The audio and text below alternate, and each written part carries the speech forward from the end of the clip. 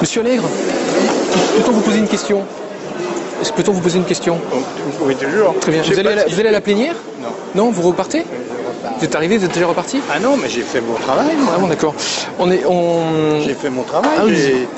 J'ai animé un débat sur le risque zéro. Risque zéro, d'accord. Alors, la séance plénière porte sur les grandes peurs de l'an 2000. Oui. Et on a trouvé une cassette qui circule actuellement en France. Je ne sais pas si vous avez entendu parler, qui s'appelle Danger Travail. Oui.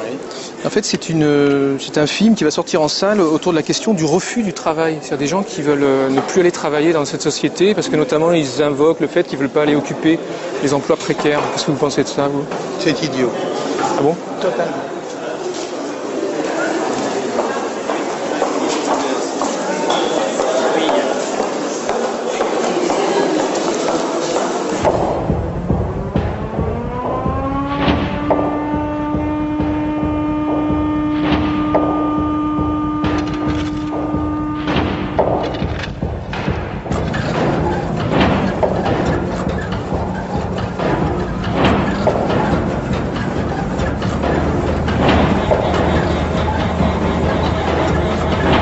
Soit lundi après-midi, soit mardi, on attaque l'instruction de Domino's Pizza. Alors, l'orientation, orientation des employés regroupe l'introduction, la bienvenue, la philosophie, le but, l'organisation, le produit, l'équipe, nos garanties, l'image, le règlement du personnel, la sûreté et la sécurité, l'agrément. On recherche une équipe sympa. On veut une équipe sympa. On veut qu'il y ait une bonne ambiance chez Domino's Pizza. On ne veut pas qu'il y ait des conflits de personnalité. On n'a pas de temps à perdre avec ça. On n'est pas là pour s'embêter, on est là pour bosser. D'accord?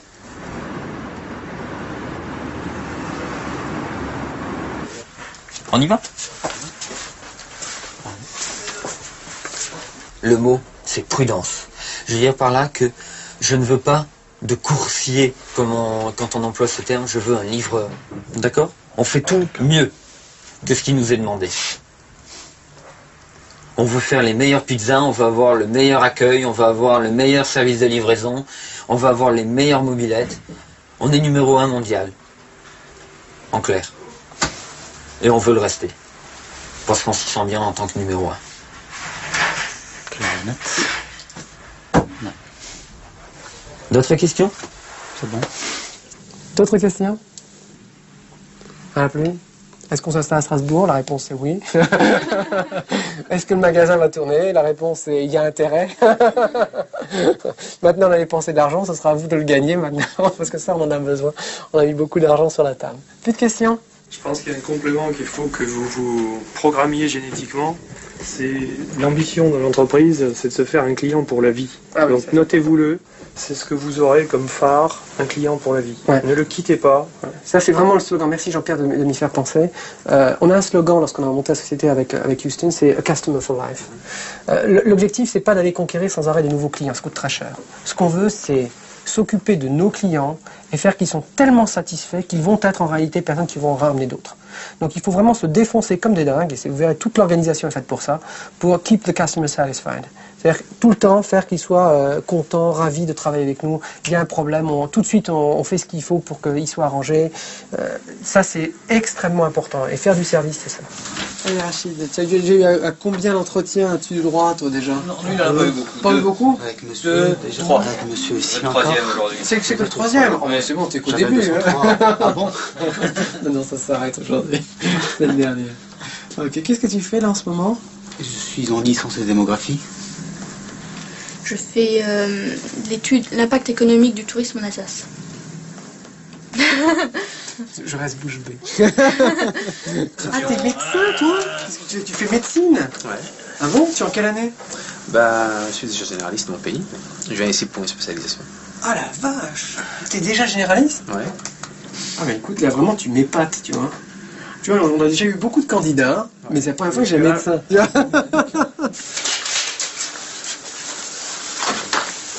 La transformation la plus rapide que vous ayez jamais vue. Alors, tu m'as mis les casquettes, Carole? Ouais, super. C'est comment ton prénom? Hervé. Hervé, une casquette, un t-shirt, un badge. Les vestiaires, c'est deuxième à droite. et c'est la porte qui est près de la cour.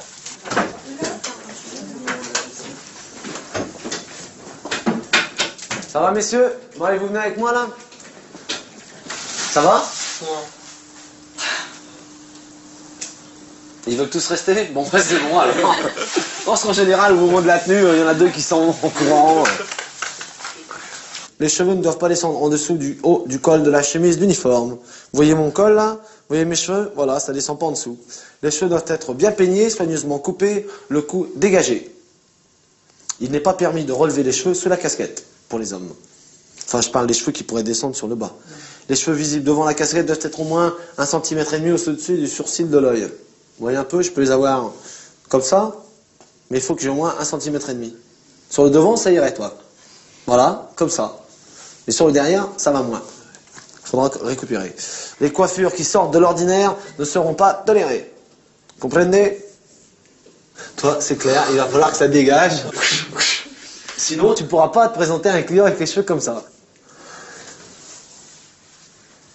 C'est un pantalon? Oui. Il est bleu marine. Toi? C'est un pantalon. Il est bleu marine? Ouais, bleu marine. Oh. Si. Donc, important, bon, c'est les petits détails, les pantalons. Vous allez voir, il y en a d'autres après, pour les bijoux, tout ça, vous allez vous affoler. On vous donnera quelques jours pour vous adapter. D'accord? Si on veut, Hein? si on veut pas. On est inflexible. Je veux dire, si tu veux pas suivre la norme, vaut mieux qu'on arrête, parce que c'est pas les employés qui vont changer les normes. Hein. On a 50 000 personnes tous les vendredis qui travaillent pour Domino's. C'est clair que la norme, on peut pas la changer. C'est à toi de changer à la norme. Sinon, tu pourras pas travailler avec nous. Tu vois? C'est malheureusement comme ça. C'est pas moi qui fais la norme, elle est là, tout le monde la respecte. De toute façon, c'est pour le bien-être de tout le monde. Hein. C'est pour justement qu'on ait une certaine... c'est pour qu'un livreur à Strasbourg soit le même qu'un livreur à Paris, soit le même qu'un livreur à Waterloo en Belgique, qu'un livreur à Wimbledon en Angleterre ou dans le Michigan, tu vois. Tout le monde est pareil, on est tous égaux. Moi, je respecte la norme, tu respectes la norme, tout le monde la respecte et tout le monde est bien. Hein? Il y a un problème avec la norme pour le moment? Non, non, non. C'est quoi? C'est les boucles d'oreilles qui te dérangent? Non, enfin... Pas trop? Est-ce que tu as vu quelqu'un porter des boucles d'oreilles à McDonald's? J'ai jamais regardé. D'accord, mais je te dis, il n'y en a pas. Est-ce qu'ils ont les mêmes normes que nous? Par où faut-il commencer pour être numéro 1? Chez Domino's Pizza, cela commence au sein de l'organisation. Chez nous, la satisfaction de la clientèle ne suffit pas. Domino's Pizza ne satisfait pas. Domino's Pizza enchante. Chez Domino's Pizza, le client doit être enchanté. La satisfaction, c'est du passé. Il y a des milliers de sociétés dont le but est de satisfaire. Nous voulons que le client soit enchanté. Nous voulons qu'il s'exclame « Ah, il faut que ses rapports avec nous au téléphone ou à sa porte soient pour lui un véritable enchantement. » Enchanter le client, tel est le souci constant de Domino's Pizza. En arrivant à la porte, dis bonjour avec le sourire, annonce pour qui est la pizza et donne le temps écoulé depuis la commande. Et bien sûr, n'oublie pas de remercier. Allez, vas-y, essaye. J'y vais, d'accord. Arrête, tu as manqué l'occasion de faire bonne impression. Regarde, tu vois le journal par terre? Ah. Très bien. Votre journal, monsieur. Merci. Ce n'est rien. Voici votre pizza, bien chaude et 19 minutes depuis la commande. Ça fait 42 francs. Aux États-Unis, Domino's Pizza est devenue l'une des 100 premières sociétés de service parce qu'elle a le culte de l'excellence. Alors? Des commentaires?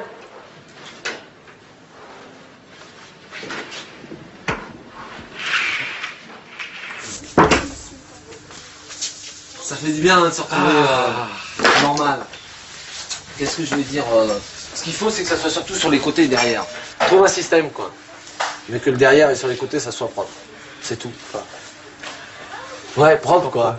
Ouais, non, propre, je veux dire propre dans l'esprit, c'est, tu vois, comme lui court. Mais bon, comme lui, là, voilà, lui c'est bien. Au revoir. Bon, à demain, à mercredi et à jeudi. Et en plus, vous savez quoi? C'est un travail où vous êtes payé, vous vous rendez pas compte hein. Allez, bon après-midi. Je sais qu'Hervé, là, tu vois, je sais qu'il va même pas revenir. Je sais pas, je le sens. Parce que c'est trop pour lui de couper les cheveux, tu vois. Un Rastaman, il peut pas se mettre aux normes comme ça, tu vois. Tu lui coupes sa force. C'est son pouvoir, lui, les cheveux. Tu as vu les bouclettes et tout, bon. Mais je le comprends, je dis rien, hein, mais je sais bien que pour nous, je vois pas pourquoi il est arrivé chez nous. Au départ, il est pas bien, il n'est pas à sa place, quoi.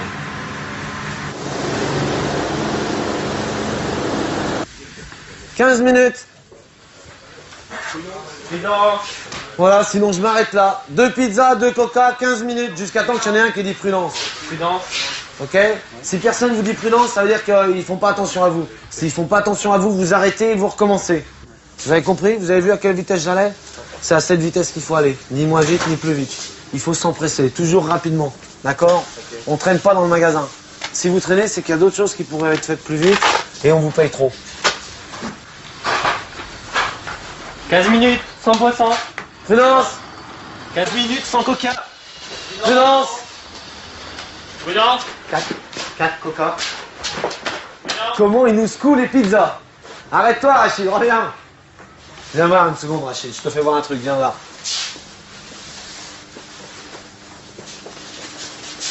Viens voir. Non, touche à rien. Touche à rien, viens avec moi, viens à côté de moi. Regarde de quoi t'as l'air dans la glace. Ok? Tu vois ce que je veux dire? Empressement, mais image. Hein. Parce que je vois un t-shirt et ou alors t'as pas entendu, ou alors je parlais en javanais.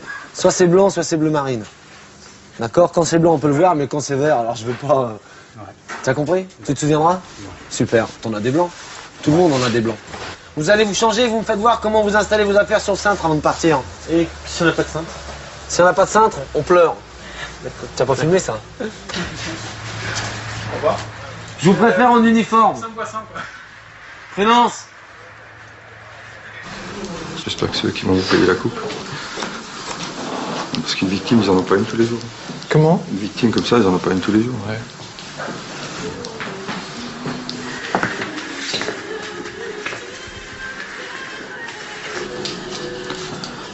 Il faut que c'est un peu sauvage.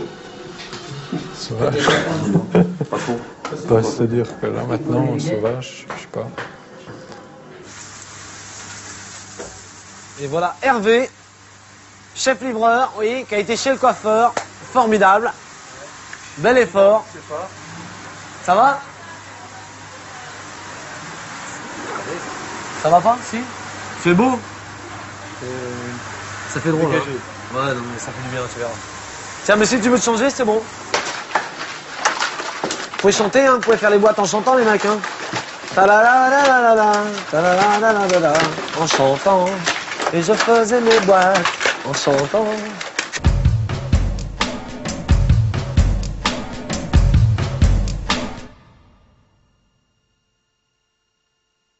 Je me suis retrouvé licencié économique et donc je suis resté dans cette logique de continuer à chercher du travail. Et là, ben, en fait, j'ai enchaîné petit boulot sur petit boulot, certains mieux que d'autres, mais surtout de pire en pire, avec l'apothéose en 98, où je réponds à une annonce d'une boîte de vente de meubles par porte à porte, donc pour devenir VRP. Où, bon, on nous faisait miroiter quand même beaucoup de chiffres d'affaires et des possibilités toujours croissantes de gains supplémentaires. Et donc, bon, j'ai enquillé là-dessus et en fait, donc, achat de la panoplie, le costard, la cravate, et eux fournissaient la formation bourrage de crâne, la valise avec tout ce qui va bien dedans, les mini échantillons de moquette ou de cuir pour faire croire au type que son méga canapé, il va être comme ça, enfin bon, une horreur. Et bon, ça faisait un moment que j'avais du mal avec la logique de l'entreprise dans laquelle il faut se reconnaître absolument, comme si c'était sa famille, etc. Bon, mais j'avais toujours eu envie de travailler, j'étais prêt à prendre sur moi, etc. Bon, là, le problème, c'est que c'est un véritable lavage de cerveau. Et surtout, c'est que c'est carrément mon entourage qui m'a fait prendre conscience du changement que ce travail suscité chez moi, quoi. C'est-à-dire que les gens ne me reconnaissaient plus. Bon, j'avais des horaires impossibles, la musique n'en parlons plus. J'essayais de vendre des meubles à mes amis, enfin bon, c'était n'importe quoi. Tu te rappelles de la dernière fois où t'as mis costard cravate et t'as pris ta valise, ta valise, pardon. Oui, bon, ben, ça a été c'était un cas d'école, puisque bon, on arrive dans une famille très modeste, bon, déjà adorable, hein, dans un village reculé des Pyrénées-Orientales. Et ben, en gros, on leur a collé un salon à 43 000 francs avec un crédit sur 10 ans, avec un taux d'intérêt qui leur reportait le prix du salon à 60 000 francs, pour un type qui a gagné 5 600 par mois, quoi. Donc moi, je suis parti avec le vendeur avec qui on avait fait la vente. J'ai dit, écoute, le chiffre, tu le gardes. Moi, ça ne m'intéresse pas. Je trouve qu'il y a assez de salauds à la surface de la terre pour qu'en plus, j'aille mettre mon grain de sel et que j'aille voler, parce que c'est le cas de le dire, des gens qui ne demandent rien à personne et qui sont particulièrement crédules parce que, comme tout le monde, quand on n'a pas beaucoup de moyens, ben, on rêve effectivement d'un jour d'accéder à cette consommation qu'on nous balance toute la sainte journée à la télé, etc., au travers des publicités, et que bon, et qui finalement crée une frustration à un moment.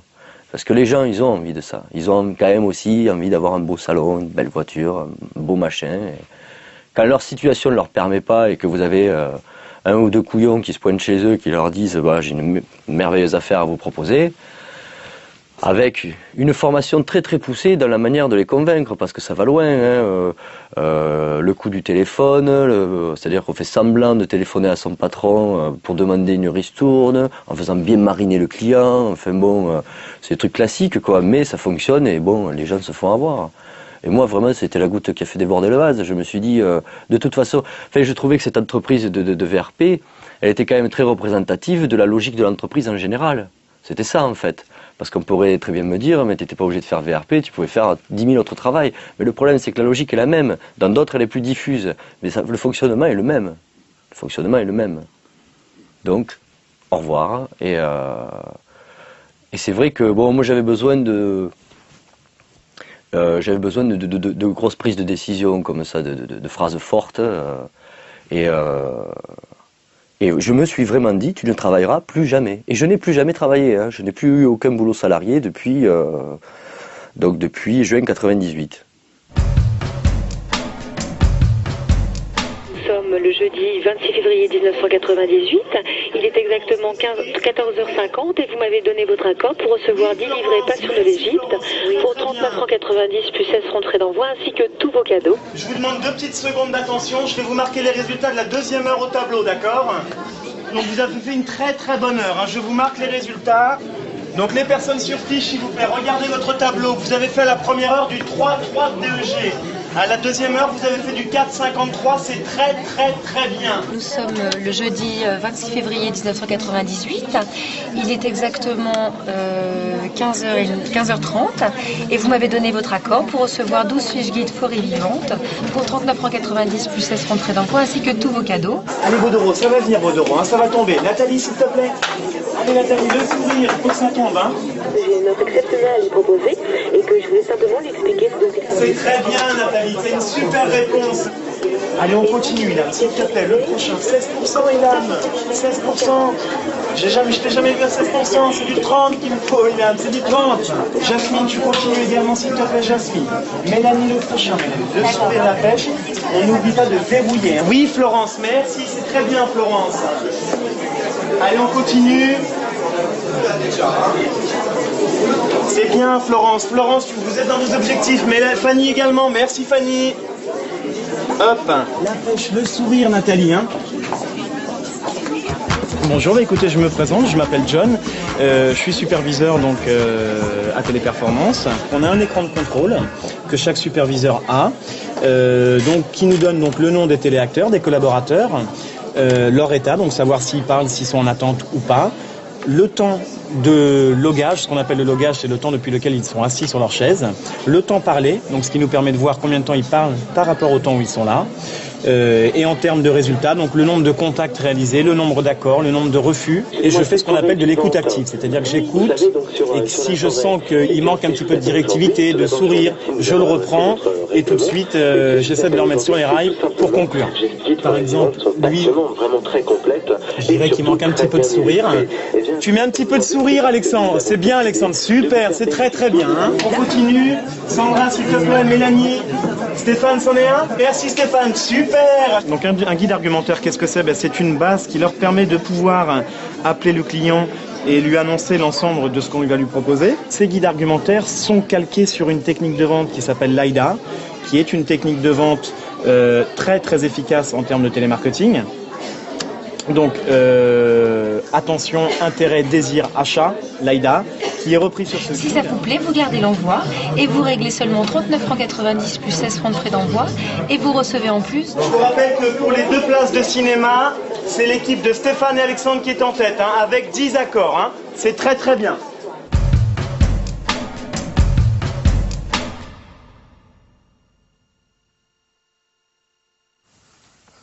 Voilà, donc toi Virginie, tu n'étais pas forcément très convaincue de l'intérêt d'aller bosser, mais en tous les cas tu y allais, quoi. Ouais, parce que si tu veux, au départ, moi j'étais ado, j'avais envie d'être indépendante, il fallait à tout prix que je bosse parce que si je voulais m'acheter une guitare, j'allais pas pouvoir forcément demander à mes parents parce que comme ça ils allaient peut-être pas pouvoir les sortir, machin. Alors je me suis dit bon, il faut bosser, je vais trouver du taf et tout. Alors au départ j'ai fait des petits tafs, j'ai vendu des journaux, j'ai tapé la manche dans le métro en jouant de la guitare, une fois que je me suis acheté ma guitare. Et puis à un moment je me suis dit il faut être sérieux, je vais trouver un boulot stable.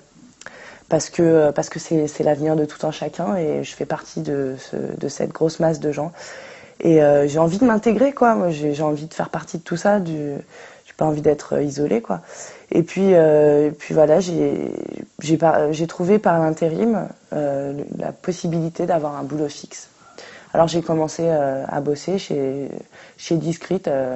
Je répondais au téléphone et j'ouvrais le courrier. Des trucs passionnants, quoi. Et donc au bout d'un mois, parce que aussi au début quand même, t'es vachement intrigué par le téléphone, quoi, comment ça marche ce truc-là. Donc au bout d'un mois, tu commences à maîtriser un peu, tu te dis bon, déjà tu t'ennuies un peu plus, quoi. Et puis au bout de 3 mois, c'est vraiment, ça devient le calvaire, quoi, parce que le matin, t'as pas envie de te lever, quoi. Même si les gens sont sympas au taf et tout, bon, c'est terrible. Donc j'ai commencé à me dire, c'est pas bien, quoi. Je me suis engagée dans un CDI. Mais je vais pas pouvoir tenir, je vais finir par devoir démissionner. Alors j'ai commencé à en parler autour de moi, les gens m'ont dit mais ça va pas, c'est pas raisonnable, quoi, démissionner, t'as un CDI, tu te rends pas compte de la chance que t'as, un CDI, mais tout le monde en demande des CDI au jour d'aujourd'hui, quoi.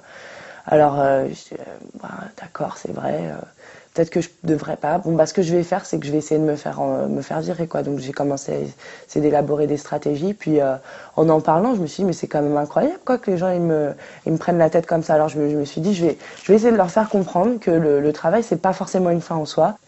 Et eux ils ont pris ça comme quelque chose d'immoral, parce que c'est pas bien de démissionner en plus, donc de pas pouvoir toucher le chômage. Quand il y a tellement de gens qui voudraient avoir du travail, quoi. Alors moi j'ai la chance de pouvoir avoir du travail et j'en profite même pas, quoi. C'est quelque chose qu'ils trouvent pas normal. Ils trouvent même limite c'est dégueulasse par rapport à tous ces gens qui pointent au chômage tous les jours et qui se morfouler, quoi. Mais c'est pas dégueulasse puisqu'au contraire tu leur laisses la place. Bah oui, mais je leur laisse la place, mais si tu veux c'est immoral parce que moi je fais pas l'effort, quoi. Et en plus une fois que j'aurai démissionné, je vais même pas chercher du travail, quoi. C'est quand même ignoble, t'imagines, quoi. Vous augmentez la consommation, vous augmentez la croissance de l'économie. Cette entreprise ici, vous avez discuté avec quelques-uns? Non, pas encore, j'ai dit. D'accord. Monsieur Lousteblazy, juste une seconde, monsieur Lousteblazy. Une seconde. C'est pourquoi? C'est pour France 2. Les grandes peurs de l'an 2000, c'est l'un des intitulés des débats cette année, c'est la séance plénière. Alors parmi les choses qui circulent, qu'on a découvert récemment, il y a cette cassette Danger Travail avec des entretiens avec des déserteurs du marché du travail, des gens qui veulent plus aller travailler dans notre société. Qu'est-ce que vous pensez de ça, du fait qu'il y ait aujourd'hui des gens qui revendiquent le droit de ne plus travailler? La chose la plus importante dans la vie, c'est la liberté, l'égalité, la fraternité. Ce sont les 3 devises de la République. Oui, mais c'est...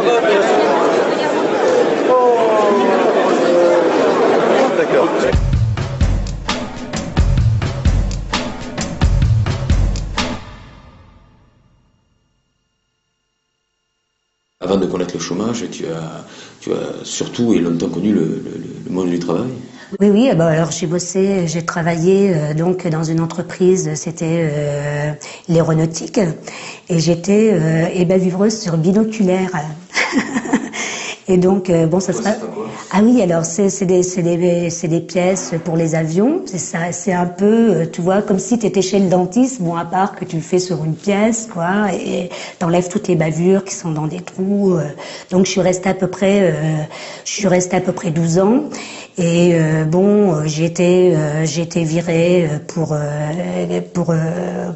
question économique, quoi. J'étais un peu poussée, quoi, à partir parce que bon, je faisais beaucoup de grèves et tout ça. Et après, bon, je me suis retrouvée sans travail. Alors là, bien sûr, tu te dis punaise, sans boulot et tout, qu'est-ce que je vais faire? Tu sais, tu commences à... Bon, tu sais, ça te fait peur, quoi, parce que tu as toujours bossé et tout. Et bon, j'ai fait des recherches de travail et tout, puis il n'y a rien qui a correspondu. Puis en fin de compte, plus je suis restée sans rien faire, quoi, enfin, sans travail. Alors là, ça m'a vraiment plu, quoi, parce que je peux faire plein de choses. Je me suis aperçue que bon, j'ai découvert pour aller dans les musées, je lis, tu vois, quand tu vas dans les magasins, t'as pas besoin de faire tes courses, tu sais, en même temps que tout le monde. Et mais je suis heureuse qu'on m'ait virée, quoi. Au départ, ça m'a fait de la peine, mais là, je suis vraiment bien, quoi. Je suis, tu vois, alors en plus, mais attends, les gens, ils savent pas ce que c'est de faire la sieste l'après-midi, tu vois. T'es là, l'après-midi, tu te dis, tiens, qu'est-ce que je fais? Bah, tiens, il pleut. Oh là, je vais être tranquille, je vais lire un petit bouquin. Alors moi, il y a plein d'auteurs que je connaissais pas, tu vois. Maintenant, j'ai découvert plein d'auteurs, tu vois, russes, Tchekhov et tout ça. Mais avant, je connaissais pas ça parce que t'as pas le temps quand tu bosses. En fin de compte, t'as le temps de rien faire. T'as le temps d'aller bosser, tu vois. Et puis une fois que t'as bossé, faut que t'ailles faire tes courses, faut que tu fasses ceci, tes week-ends, t'as pas le temps d'en profiter, rien. Et c'est quoi de bosser en fin de compte? Ben, c'est de faire chier, quoi. En fin de compte, après, les entreprises, de toute façon, les patrons, eux, ils en ont rien à péter, quoi. Toi, une fois qu'ils ont envie de te virer, eh ben, ils te virent. Et toi, qu'est-ce que tu fais, de toute façon? Ben, t'es bien obligé tu vois, de réfléchir, de te dire, bon, quand t'as 50 balais, est-ce que je vais bosser? Est-ce que je reste? Est-ce que j'essaye de me trouver quelque chose? Et alors en plus, bon, attends, qu'est-ce qu'on va me proposer? Moi, c'est pareil, pendant un moment, tu vois, je voulais faire des ménages, 50 balles de l'heure. Non, mais moi, je préfère pas, j'ai pas envie d'entretenir les bourgeois. Hein, je pense qu'ils ont, de toute façon, ils s'entretiennent assez sur le dos, comme ça, des gens. Tu vois, donc, au moins, bon, on va me dire peut-être que je profite, tu vois, de l'argent. Mais moi, j'ai bossé, de toute façon, donc cet argent qu'on me verse dans ces 2600 francs par mois, je vais te dire, faut qu'ils ils vont pas pleurer pour 2500 francs qu'ils me donnent par mois. Moi, je préfère gagner ça que de gagner 5000 francs. Et puis que les bourgeois, tu vois, s'engraissent sur mon dos. Et puis, au bout de 2 ans, eh ben, l'usine, on va la fermer, allez hop. Puis toi, tu fais quoi? C'est pareil, tout est à refaire après. Alors moi, maintenant, tu vois, ça fait à peu près 12 ans que je travaille plus. Donc, moi, je me plais. Tu vois, au moins maintenant, j'ai le sourire, je suis bien, tu vois, je suis tranquille. Il n'y a personne pour me dire, ouais, aujourd'hui, t'arrives en retard et tout. Non. Là, vraiment, j'en veux plus, quoi.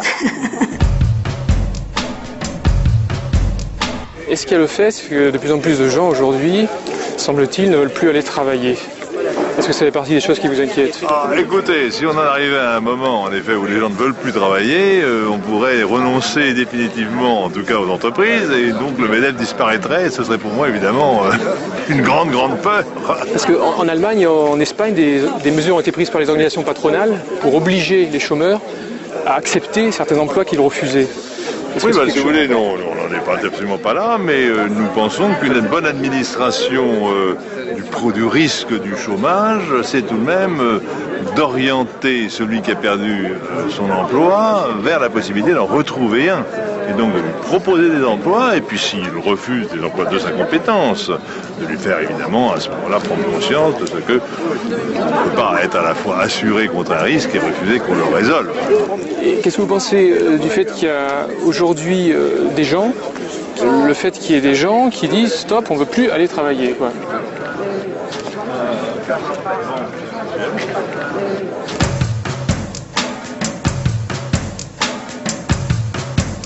Il y aurait une solution. Une solution?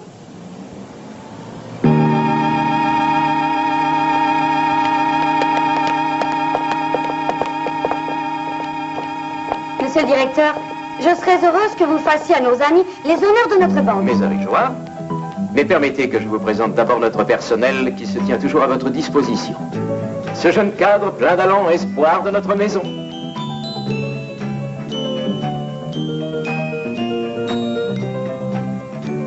Notre caissier aux doigts de fée.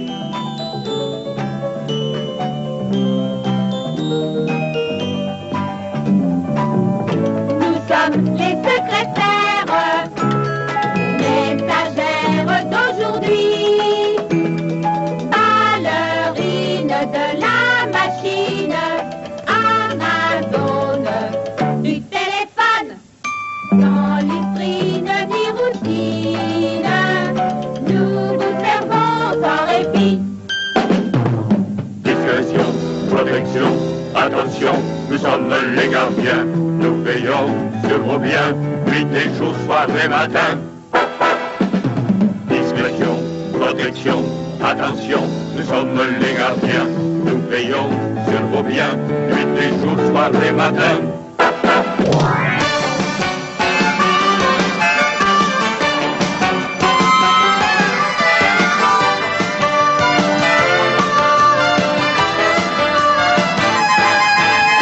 Everybody has a part to play in everybody else's day.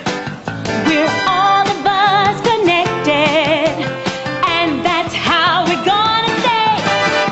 Because the more that we can share, that's productivity. And no job is too difficult when you're part of a family.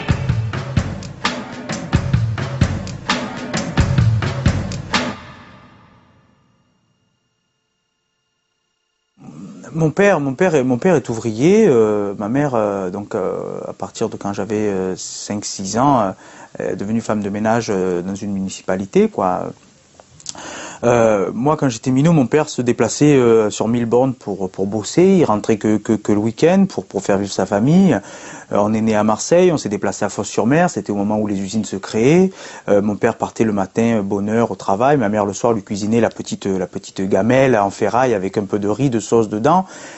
Ou quand il partait travailler dans des raffineries, électricien dans les raffineries, qu'il allait travailler en Normandie ou au Luxembourg et qu'il rentrait tous les week-ends où il faisait 2000 km pour voir ses enfants et le reste de la semaine, ma mère se faisait chier, voire pleurer.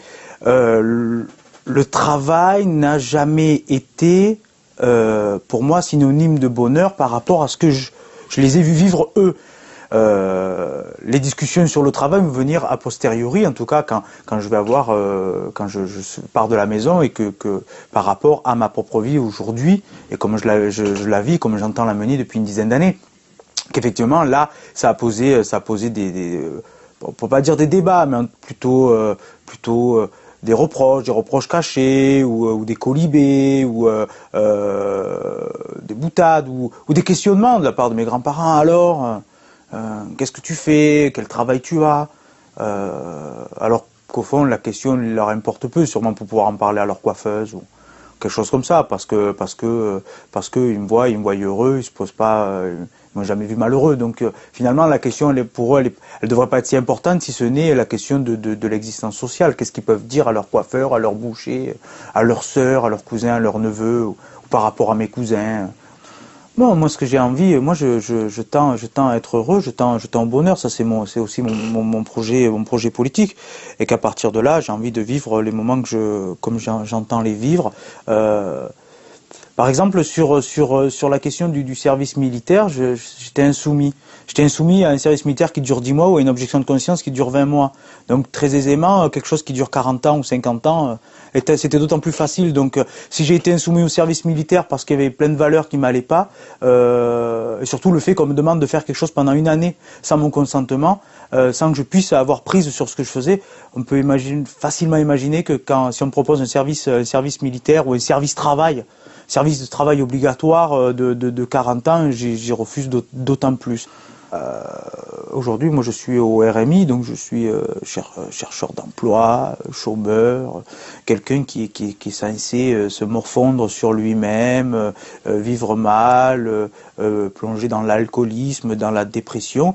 En fait, c'est tout le contraire, quoi. Tout le contraire. Si je plongerais dans l'alcoolisme, c'est parce que je fais souvent la brègue avec des collègues et que voilà, et que finalement on se rencontre souvent au bistrot. Ça serait ça la raison, mais pas parce que je serais triste. Effectivement, j'ai pas de travail salarié. J'ai pas. Si on me pose la question, mais qu'est-ce que vous faites dans le sens travail? Est-ce que vous êtes docteur, avocat, ouvrier? Je n'ai pas de catégorie socio-professionnelle. Par contre, mon existence sociale est super riche, quoi. Je côtoie beaucoup de monde, je suis connu dans mon quartier, reconnu dans ma ville pour ce que je fais. Pour moi, la question, elle est là, la question super importante, c'est est-ce que socialement quelqu'un existe? Parce qu'on existe aussi sur le regard des autres, on existe dans les rencontres que l'on fait. Effectivement, je crois, en toute humilité, avoir une existence sociale très riche et qui fait que je ne me pose pas la question de savoir si je dois travailler pour un patron ou pas. La réponse, elle est de fait. Et comme l'argent n'est pas ma motivation, j'existe socialement. L'argent n'est pas ma motivation. Je suis heureux de ce que je fais. Je vois pas pourquoi je changerais aujourd'hui.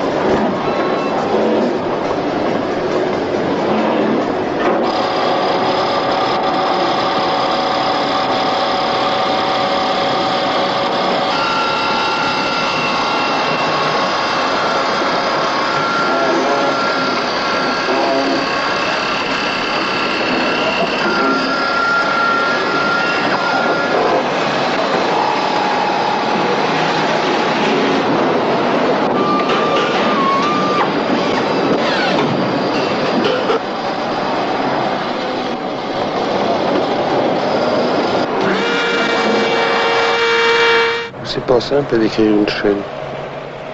C'est pas simple d'arriver à 5h moins le quart et puis de te dire, tiens, faut vite que je fume une cigarette. Je mets mon tablier, je prends mes outils. Je mets une dernière cigarette avant la sonnette. Et puis à 5h moins le quart il y a la sonnette. Et c'est triste, c'est triste. Tu ne penses plus au travail que tu fais. Tu y penses, la machine, c'est tout par réflexe. Tu sais qu'il faut mettre une agrafe à gauche, une agrafe à droite. Tu engueules ton agrafeuse quand elle va mal. Tu t'engueules toi-même, tu arrives à t'engueuler toi-même quand tu te blesses. Alors que c'est pas de ta faute, c'est de la faute des montages qui sont mal faits. Mais c'est comme ça. Le chef vient, il t'engueule parce que le boulot est mal fait. Tout le monde en a rien à foutre. J'en suis certain. Tout le monde s'en fout. Devant nous, il n'y a rien. Il n'y a rien. La promotion, non, faut pas y compter. Ce qui est dur, en fin de compte, c'est d'avoir un métier dans les mains. Moi, je suis ajusteur. J'ai fait 3 ans d'ajustage. Pendant 3 ans, j'ai été promu à l'école, dans mon CET. Et puis, qu'est-ce que j'en ai fait? Au bout de 5 ans, je peux plus me servir de mes mains. J'ai mal aux mains. J'ai un doigt, le gros, j'ai du mal à le bouger. J'ai du mal à toucher Dominique le soir. Ça me fait mal aux mains. La gamine, quand je la change, je peux pas lui dégrafer ses boutons. Tu sais, t'as envie de pleurer dans ces coups de temps là. Ils ont bouffé les mains. J'ai envie de faire un tas de choses, et puis je me vois maintenant avec un marteau, je sais à peine m'en servir. C'est tout ça, tu comprends? T'as du mal à écrire, j'ai du mal à écrire. J'ai de plus en plus de mal à m'exprimer. Ça aussi, c'est la chaîne pour nous. C'est dur de... Quand t'as pas parlé pendant 9 heures, t'as tellement de choses à dire, que t'arrives plus à les dire, que les mots, ils arrivent tous ensemble dans la bouche. Et puis, tu bégayes, tu t'énerves. Tout t'énerve, tout. Et ceux qui t'énervent encore plus, c'est ceux qui parlent de la chaîne. Puis qui ne comprendront jamais que tout ce qu'on peut en dire, que toutes les améliorations qu'on peut lui apporter, c'est une chose, mais que le travail y reste, c'est dur la chaîne. Moi maintenant je ne peux plus y aller, j'ai la trouille d'y aller. C'est pas le manque de volonté, c'est la peur d'y aller. La peur qui me mutile encore davantage. La peur que je puisse plus parler un jour, que je devienne muet. Je lisais avant, je lis un tas de livres. Maintenant je n'ai plus envie de lire. Je n'ai plus envie. Le besoin ne se fait plus sentir de lire. Non pas que je connaisse tout, au contraire, mais j'ai plus envie, j'en ai plus besoin. Et puis quel débouché qu'on a. Je suis rentré à 18 ans, je sais plus, en sortant de l'école. Je te dis, j'ai tellement mal aux mains, j'ai tellement des grosses mains, mes mains me dégoûtent tellement. Et pourtant je les aime tellement, mes mains. Je sens que je pourrais faire des trucs avec. Mais j'ai du mal à plier les doigts. Ma peau est sans watt, je vais pas me l'arracher. C'est Peugeot qui me l'arrachera. Je lutterai pour éviter que Peugeot me l'arrache. C'est pour ça que je vais pas m'arracher ma peau. Je veux pas qu'on les touche mes mains. C'est tout ce qu'on a. Peugeot essaie de nous les bouffer, de nous les user. Et là on lutte pour les avoir. C'est de la survie qu'on fait.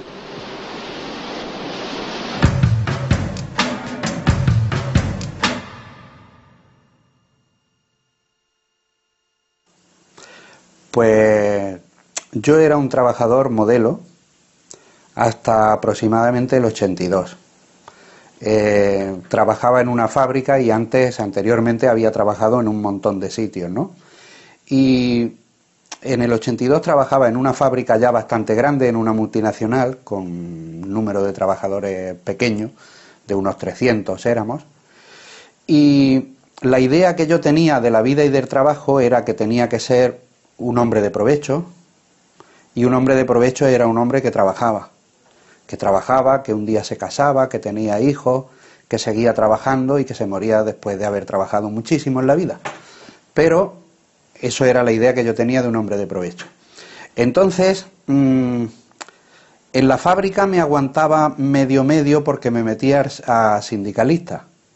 Y entonces era un poco divertido. El trabajo era aburrido, pero el sindicalismo daba un poco de gracia a la cosa, ¿no? Había reuniones, asamblea, que si hacíamos huelga, que si no. Entonces esto era como un poco la diversión del trabajo, ¿no? Esto y la idea en la cabeza de siempre, de toda la vida, desde chiquito, de que una persona lo que tenía que hacer era trabajar, porque o era rico o tenía que trabajar, no veía otra posibilidad, ¿no? Entonces en el 82 me echaron de la fábrica. En el 82 me echaron de la fábrica y me dieron una indemnización. Y esa indemnización ha permitido, entre otras cosas, pues vivir bastante tiempo, ¿no? Entonces, a raíz de echarme de la fábrica, pues se me abrieron como un montón de posibilidades, ¿no?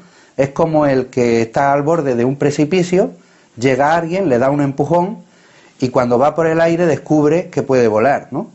Entonces empieza a planear y digo, qué divertido, la próxima vez me tiro solo, ¿no? Lo que pasa es que, claro, normalmente eso no ocurre. La otra cosa es que, bueno, cuando yo explico mi caso personal, pues sé que en mi caso personal, sé que tampoco se puede decir, esto que yo hago lo puede hacer cualquiera. No, no se hace solo. O sea, no depende de la suerte, ni tampoco enteramente de nosotros, es decir, hay que elegir entre ese tiempo y ese dinero, entre tener algún tiempo para uno y algo de dinero, o todo el tiempo del mundo y nada de dinero, o todo el dinero del mundo, que eso nunca se puede tener, pero todo el que se puede conseguir trabajando 14, 15, 16 horas diarias y nada de tiempo y descansar cuando uno se muera. Eso cada cual debe... Cada uno lo elige, ¿no? Yo elegí ir tirando, trapichear, algo difícil de explicar, pero que yo pude hacerlo, ¿no?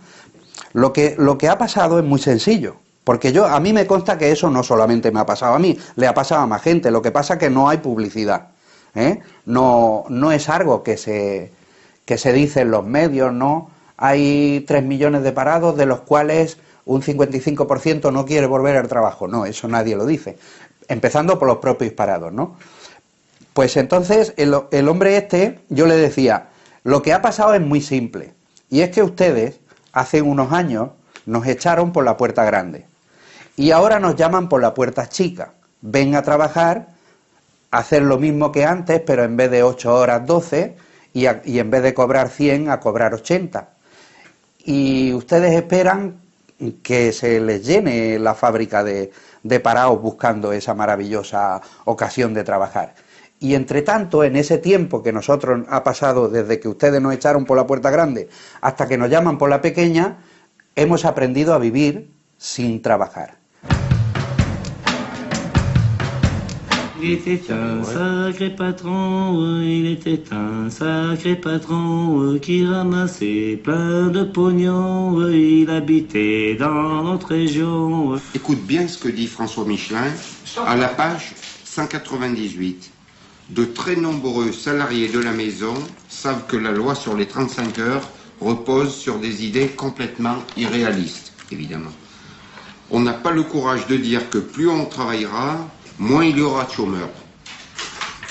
C'est une façon de voir les choses. À la limite, il faudrait travailler 41 heures, payer 39% sortir. Comment tu dis, plus on travaillera, moins il y aura de chômeurs? C'est pas moi qui le dis, c'est François Michelin. Non, mais plus on est nombreux, moins il y a de chômeurs. Si on est plus nombreux, par définition. Et puis j'ajoute, c'est toujours François Michelin qui parle, l'une des causes de la défaite de 1940, c'est le passage de 48 heures à 40 heures de travail hebdomadaire en 1936. J'aime parler avec des personnes qui ne pensent pas comme moi, cela m'apprend beaucoup de choses. D'où elles tirent leur force, à partir de quelle réalité. Il n'est pas descendu dans les ateliers, lui, parler avec les gens, hein, ou pas souvent, quoi. Parce que la force qui les en tire, eux, c'est... je crois que c'est plutôt ça, la force qui les fait venir et travailler correctement dans leur atelier, quoi. Mais bon, c'est clair que c'est pas quelqu'un qui parle beaucoup à d'ouvriers, hein. Ce qui manque aujourd'hui, c'est la possibilité de se séparer des personnes dans des conditions de dignité. Il faudrait pouvoir dire aux gens, voilà, d'ici 2 ou 3 ans, je n'aurai plus les moyens de vous donner du travail, vous allez devoir nous quitter. On va prendre les moyens d'y arriver le plus sereinement possible. Dans mon atelier, 7 accidents prévus pour l'année de travail, on en est déjà à 12 avec 9 arrêts de travail. Dans notre atelier, on a eu 3 personnes qui ont eu d'un seul coup des vertiges. C'est des personnes de 50 ans. Moi, je comprends qu'elles aient des vertiges au boulot parce que il y a des montées de tension, il y a des... L'être humain, c'est pas une machine. La machine, quand elle se casse, chez Michelin, on appelle un réparateur, il la répare. L'être humain, quand il est fatigué, il est fatigué. Et le problème, le problème de l'être humain, eh ben, c'est qu'il encaisse, mais le jour où ça casse, et bien souvent, ça casse sérieusement. Ces horaires, c'est une forme de dépersonnalisation de l'individu. Ils nous enlèvent notre mental, ils nous enlèvent notre entité. Alors, est-ce que ça vient du sommeil tronqué, des sommeils, est-ce que ça vient des rêves qui sont hachés, qui sont arrêtés? Parce que bon, je sais que le rêve a une importance primordiale dans la personnalité, mais voilà, c'est très dur. Enfin, au travail, tout le monde achète le journal devant l'usine, il se vend devant l'usine et les avis de décès, tout le monde le lit, quoi. Et tout le monde, toutes les semaines, oh là là, machin est mort, Dupont est mort, Durand est mort, il a fait que 2 ans qu'il est reparti en retraite, ça fait que 3 ans qu'il est parti en retraite.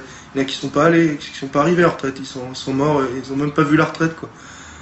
Ça aussi, c'est bizarre, quoi. Trimer toute sa vie, même pas pouvoir en profiter une fois qu'on est libéré de tout ça. Moi, ça me fait mal, quoi. Pour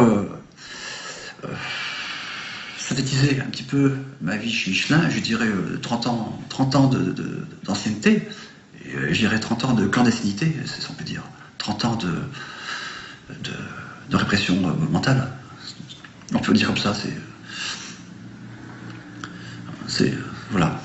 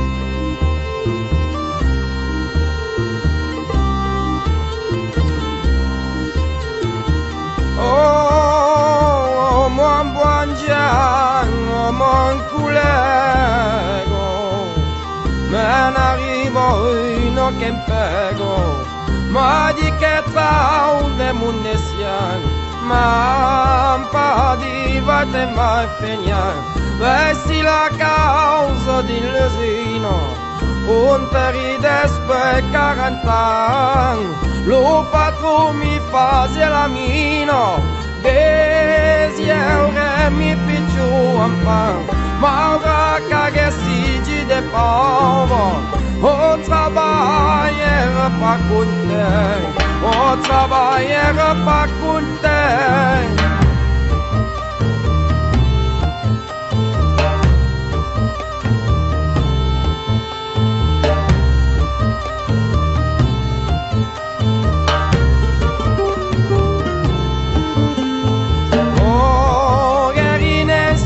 Pelencau, car di rave d'esprit trop lointain, hier empi ma patience lasso, en arrivare lo patron, e li digher i teste basse, esti perché n'aime pas papon, trouvas que travail trop graire, que può di plus va contenta.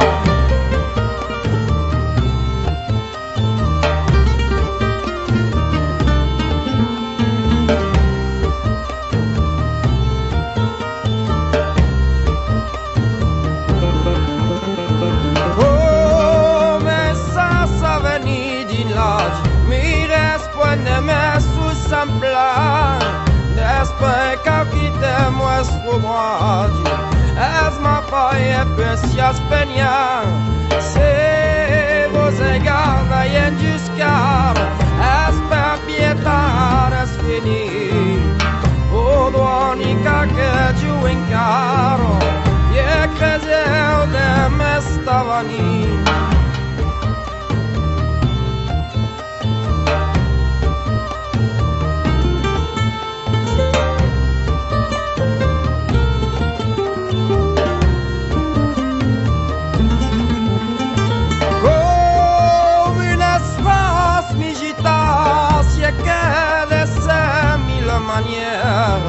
Per vérifier mi vota, medias mi rapporte plus fois, si à ce va dans au travail, à ce peuple ton concitoyen, et peu si à ce peigna, mai te mai, et peu si à ce peigna.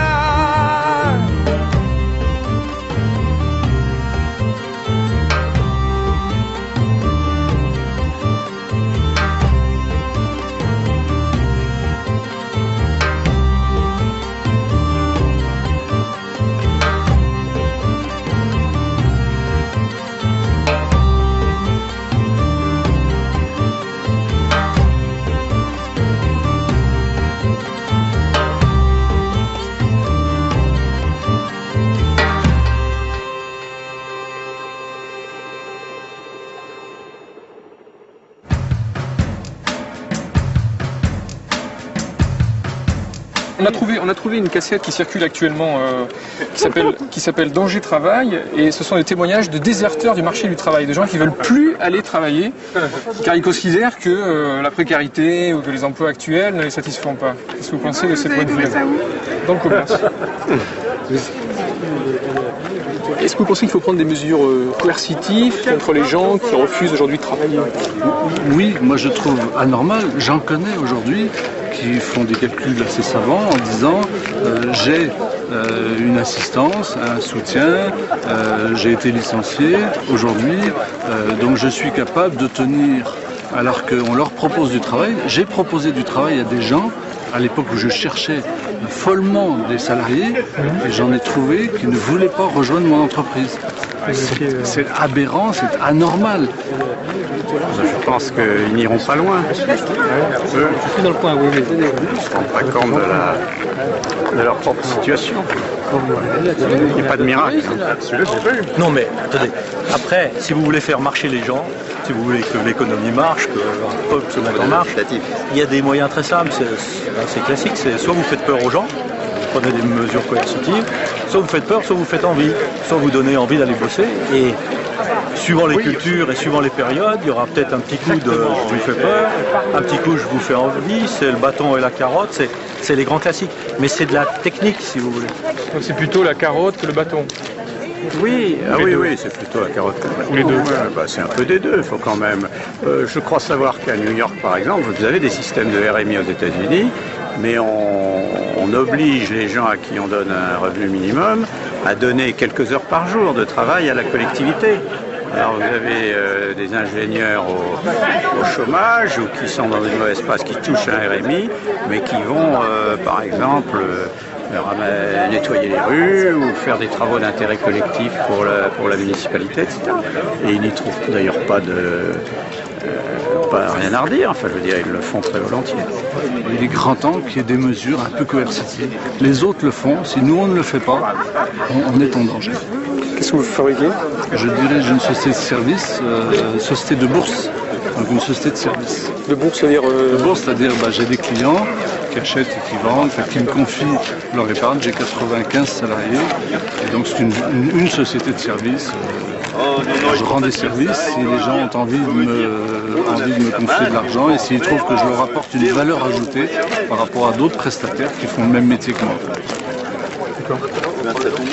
Oui, votre nom c'est Philippe de Port-Rompard. Je vais le noter. Comme l'architecte. Cousin, oui. Je vais le noter.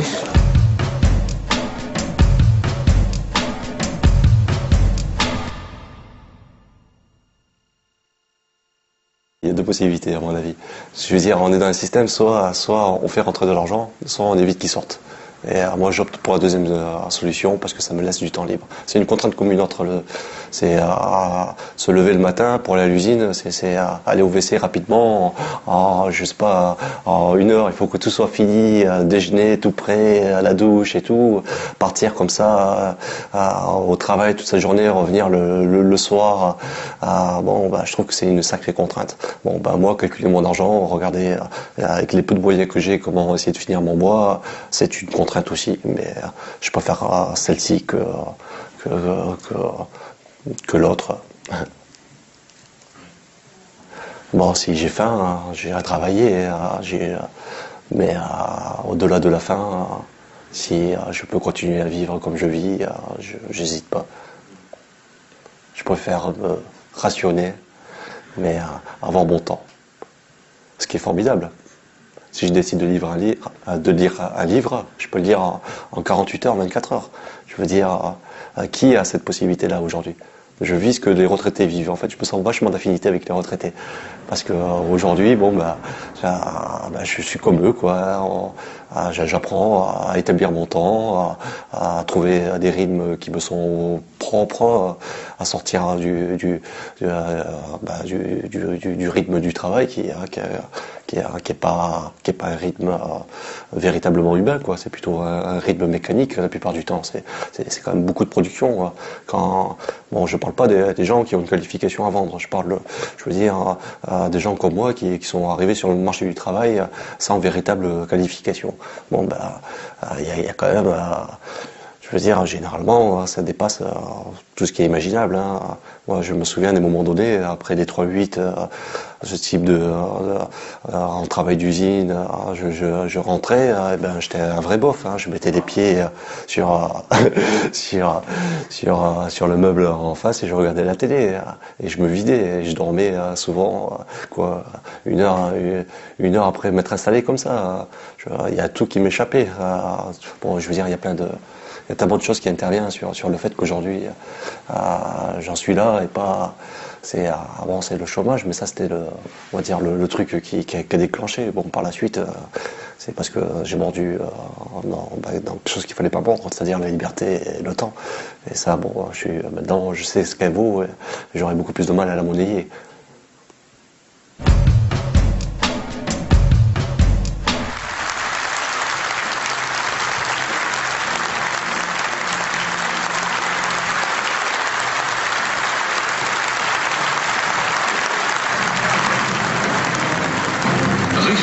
Rassemblé, le MEDEF acquiert une légitimité renforcée. Plus puissant, il s'engage avec force dans le combat contre le diktat des 35 heures. Et c'est très important, je crois, de proposer aux jeunes de notre pays autre chose que des stages parking, d'aller en entreprise, aller voir ce que c'est que le monde du travail, préparer son intégration, entrer dans l'entreprise avec un vrai contrat et dans une vraie entreprise pour avoir une vraie perspective. C'est ça, je crois, la dynamique qui fait ça. Et l'allègement de charges, cet allègement de charges, ce n'est pas un cadeau. Cet allègement de charges correspond au travail, à l'effort que fait l'entreprise pour aider ce jeune qui était souvent en difficulté à apprendre au-delà de l'école ce qu'est le monde du travail. Cela aussi, ça s'apprend. Il a besoin d'efforts. Et cet allègement de charges, il signifie un accompagnement humain pour une véritable insertion, parce que l'emploi, ce n'est pas égal à la formation, mais l'emploi, c'est de la formation plus de l'insertion. Et c'est cet effort-là qu'il faut faire. Et là réside une vraie perspective pour les jeunes. Ça doit être, je crois, une politique qui doit être poursuivie et prolongée. Notre stratégie pour l'emploi ne se résume pas à lever les obstacles à l'insertion sur le marché du travail. Pour dynamiser l'emploi, nous devons ouvrir ensemble le grand chantier de la valorisation du travail et de la formation professionnelle. Vous l'avez dit, Monsieur le Président, il nous faut d'abord faire aimer le travail. Je crois que c'est très important. Quand on regarde aujourd'hui la situation de notre pays, si vraiment la France croit que nous pourrons garder un système social parmi les plus avancés du monde, en entrant dans la vie active à 30 ans et en sortant à 50, nous sommes dans une impasse. Et donc il faut faire en sorte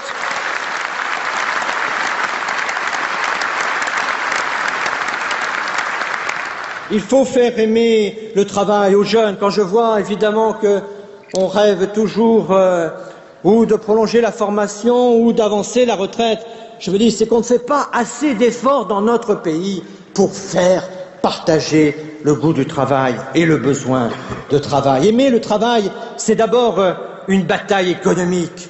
Il faut enrichir le travail pour mieux le payer. Je parlais tout à l'heure de création, je parlais d'innovation, je parlais de part humaine dans le travail. Il faut enrichir le travail pour mieux le payer. Il faut aussi créer des entreprises, et c'est, je crois, très important d'accélérer, faire en sorte qu'on puisse davantage créer dans notre pays et atteindre le chiffre que le président de la République nous a fixé, 1 million d'entreprises à la fin donc du quinquennat. Il faut aussi, et je vous remercie de le faire, il faut aussi, parce que là il y a eu un changement de climat, il faut aussi faire partager le bonheur d'entreprendre. J'ai souvent dit ça, mais c'est une expérience que j'avais faite quand j'étais ministre des PME. J'avais collecté sur une grande chaîne de télévision tous les 20 heures où les chefs d'entreprise s'exprimaient.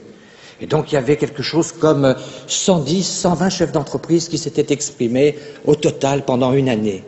Pas un des entrepreneurs ne souriait. Est-ce qu'il n'y a pas du bonheur à entreprendre? Est-ce qu'il n'y a pas du bonheur à animer des équipes? Est-ce qu'il n'y a pas du bonheur de l'investir? Est-ce qu'il n'y a pas du bonheur à être responsable? Est-ce que la responsabilité est si étouffante? Est-ce que c'est un métier si horrible pour dire aux jeunes ne le prenez pas? Oui, il y a des difficultés, oui, il y a des charges, oui, il y a de la paperasserie, oui, il y a beaucoup de difficultés. Mais tous leurs métiers ont leurs charges, je vous l'assure. Mais au fond, faites partager ce que vous avez au fond de vous-même, c'est-à-dire un bonheur d'entreprendre. Et c'est ce bonheur et cette contagion du bonheur qui sera le meilleur moteur pour soutenir les initiatives que nous prendrons. Bataille économique, bataille sociale aussi. Les conditions de travail, de vie au travail doivent être meilleures pour que le travail soit moins pénible. Et on voit bien que finalement, les générations changent. Le concept même de pénibilité n'est pas le même pour quelqu'un de 50 ans et pour quelqu'un de 30 ans. Il faut, je crois qu'il est très important de faire en sorte que ce travail apparaisse comme un élément de la vie qui ne soit pas cette part de vie plus faible, cette part de vie plus difficile. Je suis toujours inquiet quand je vois qu'on a du mal à envisager de travailler plus et on rêve de la retraite. Et je me demande s'il faut qu'on se cache longtemps que c'est souvent les réalités du travail qui nourrissent les rêves de la retraite. Et je pense qu'il faut faire en sorte, il faut avoir cette lucidité-là pour rendre le travail, y compris socialement, plus attractif. Et c'est aussi une bataille culturelle.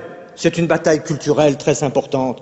Il faut sortir de ces idées qui ont encombré le XIXe siècle, qui ont conduit à des erreurs fondamentales dans le XXe siècle, qui font du travail une force aliénante, alors qu'au contraire, c'est une force épanouissante et que c'est une conquête de liberté, et de dire aux jeunes aujourd'hui qu'il n'y a pas meilleure liberté que celle qui peut leur permettre de conduire librement leur vie. Périclès le disait bien avant les autres, c'est en par le travail notamment qu'on peut conquérir cette indépendance, cette autonomie qui est quand même le sel de la vie. Et donc je crois qu'il y a là toute une bataille culturelle. Nous faisons tout ce que nous pouvons pour convaincre les Français qu'il y a aujourd'hui une vision humaniste de l'économie qui fait du travail quelque chose qui est un allié de l'homme et non pas l'adversaire de la personne.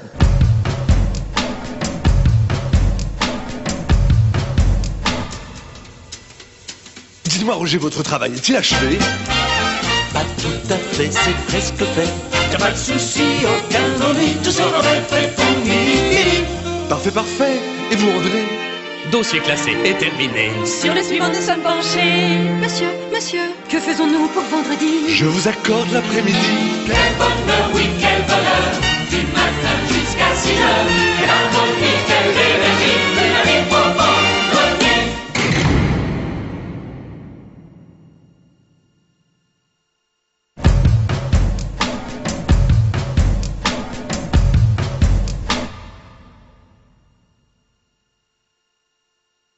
L'entreprise a été créée en 80, tant que je dise pas de conneries, 86 je crois. Donc tu vois, 86 c'était vraiment la pleine vague libérale, quoi. On l'appelait pas encore comme ça, c'était encore un peu sous-jacent, caché, mais et à l'époque il y avait vraiment les entrepreneurs commençaient à être les héros, tu vois, c'était l'époque tapis, machin et tout ça. Et toi, tu crées ton entreprise, quoi. Donc moi, je crée mon entreprise après avoir travaillé dans une autre entreprise où j'avais imaginé une idée qui n'avait pas été possible là-bas. Et puis cette entreprise s'est cassée la gueule et je me suis dit, j'avais pas envie de travailler comme salarié non plus. Enfin, j'avais envie de pouvoir développer mon propre concept. Donc j'ai créé cette SARL avec 2 associés donc.